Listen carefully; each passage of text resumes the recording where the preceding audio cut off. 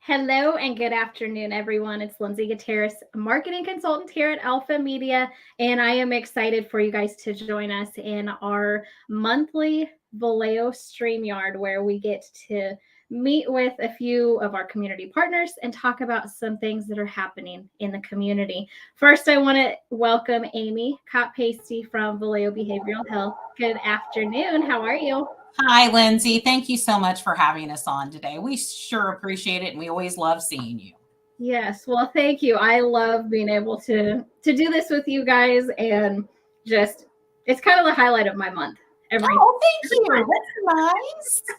So it's just nice to be able to talk to you guys virtually and hear about everything going on, and not just see it on Facebook and the internet. So we have a special guest today that we're both really excited about too, that we are going to get to talk to Mike.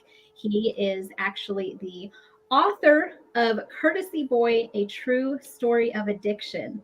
Hello, Mike. How are you? Good, Lindsey. Thank you. I appreciate your having me on. Of course. Thanks for joining us. So without further ado, Aimee, I'm excited to hear that Valeo is hosting a new fundraiser this year. So it's happening in May. How about you tell us all about it? Well, yes, and thank you for allowing us time to talk about it today, because it is a new fundraiser, and we certainly appreciate you and the radio station's support in the past of our Unmasking Stigma event, which is usually held in the fall. So we decided to try something new. May 5th, we're hosting a breakfast at the Beacon. And so Mike will be our keynote speaker. He's going to share his story and talk a little bit about his book. We really hope to have our community partners and everyone, in Topeka available for that event. It's from 8 to 9 a.m. on Friday, May 5th at the Beacon, and tickets are on sale now. Awesome. Perfect. So it's good timing to get your ticket now before they run out. Yes. So Mike, tell us, how did you get involved in this event, and what is your role going to be? I appreciate that. So I'm the author of a book. It is called a creative nonfiction memoir, and I'm 30 plus years into recovery from addiction, and have written previously about the notion of recovery and addiction, especially as it relates to my genetic family. We're one of those families that has the addiction gene, and so it has caused all kinds of problems and damage within our family through the generations. I'm sort of a journalist and a writer by trade, and so that allowed me to sort of drill into this into a level that I hadn't even thought about before. And so I've written 2 books about it. The first one had to do with my father's childhood, but the one that we're dealing with now deals with my young adult years. And as I was thinking about what to write, there were 2 things that struck me. I've known a lot of people who have been involved with addiction and have suffered a lot of loss. And the traits and the behaviors that tend to be associated with addiction tend to be common. And there are things like manipulation, there are things like dishonesty, this notion of not being able to communicate in a manner that allows you to share with loved ones what's going on, and that all are roadblocks to getting help. And so the book that I wrote was a true story of my young adult life from the day I graduated high school until my last ingestion of chemicals, which was a span of about 15 years. And so my goal was to lift up those traits and behaviors so that others who read that might recognize some of those and be willing to jump into a system of recovery earlier in their life. And the other one dealt with the notion that we've already talked about stigma. There is still so much stigma associated with alcoholism, with addiction, and with recovery. There's a lot of ignorance. People just don't know. So my goal in writing the book was to sort of shine a light on some of that and tell my story and give others strength so that they might be able to perhaps relate. Aimee was kind enough to read the book and was kind enough to offer me to speak to their fundraiser. Valeo, clearly, as you know, does this for a living, behavioral mental health assistance. And so it was just sort of a perfect fit. I'm delighted to have the opportunity to help share my story. Absolutely love it. And And for me, I'm a huge advocate for that mental health, breaking that stigma.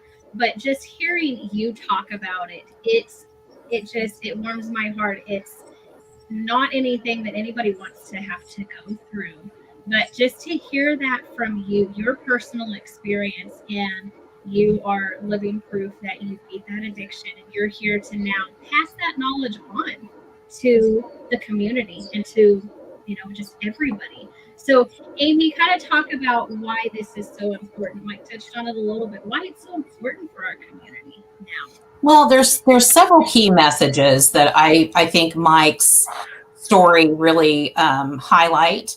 The first being that addiction does not discriminate. I mean, Mike is a highly successful professional. He was rising through his career, being promoted, had very high level positions in his professional life, and then was struggling, behind closed doors. And, his personal life was taking a huge hit from his addiction.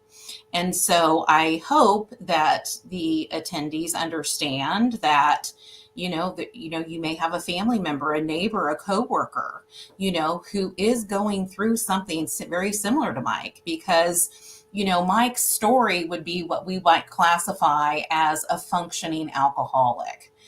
So he was able to go to work. He was able to achieve great things at his job. He was able to, put on the mask and hide and cover, that he was really struggling and suffering, behind closed doors. And this, Mike's story is not unique. There are many, many people out there that are really going through the same thing that Mike did. And the other thing that I would say, Mike is a great example of this, is that recovery is possible. I mean, there's great hope for people to get better, to live quality, lives. I mean, Mike's life now is fantastic, and I'm sure he would tell you it's better than it ever has been. And quitting drinking was a big part of making that happen and making his life successful. And so, you can rebuild relationships. You can regain, your footing in society. You can all the things that you think, maybe, you can't overcome because you've just, gone too far in your addiction. That's just not true. You can get back to a high quality of life. And we just want people to know there's hope out there. Yes, absolutely. And just having that resource, hearing that example, and seeing, you, Mike, you beat that. And like I said earlier, you're living proof of that. I think it's so incredible and awesome. I'm really excited for the fundraiser. So Aimee, I have to admit, I haven't bought my ticket yet. So tell us, how much are tickets and where can we get those tickets at? Yes, the tickets are $50 and you can purchase those online at valeotopeka.org. And, please go there. We only have about 80 tickets left. And so we'd like you to be, part of that experience. I will also say that Mike's book will be for sale. And, I am a huge fan of Mike's writing. He's really hilarious. He's a keen observer. He, has, self-deprecating humor and lots of humor woven in through his book. So this isn't a book that you read that, you end up just completely depressed. And it's not. It's a very intriguing, can't put the book down kind of thing. And, his books will be for sale there. And I hope everyone comes out to hear Mike and to support Valeo. Yay, I'm excited. You literally took the words out of my mouth too. I was about to ask Mike, how can I find your book? I need to read this. Yeah, it's available at any independent bookstore in Kansas. It's also online through Amazon. It'll be available at the fundraiser too. It's probably important to point out that I'm a lifelong Kansan, right? This book takes place in Kansas, and it was in Topeka where I was living and working, where I got sober. And so there's a lot of description of Topeka in Wichita, which is the two settings where the book takes place in my early adult years. So if you are into Kansas 70s and 80s nostalgia, I think I do. I hope, modestly speaking, that I do a pretty good job of lifting that up and putting you sort of in that cultural time in the 70s and 80s in Kansas. Good. I'm excited. I'm definitely, I love reading books, so I'll add that to my list and definitely be getting that. And then being able to go to valeotopeka.org to get my ticket as well, because this is an event I do not want to miss at all. So thank you, Mike and Aimee, both for taking time out of your afternoon to just share everything that we have going on. And I encourage everybody, please get your tickets now. Aimee said only 80 left, so those are going to go fast, and it's only March 22nd. So this event happening May 5th. It's coming up. So please get your tickets. And again, thank you all so much, and I hope you all have a great afternoon. Thank you, Lindsey. Thanks always for your support. Thank you very much. Appreciate it.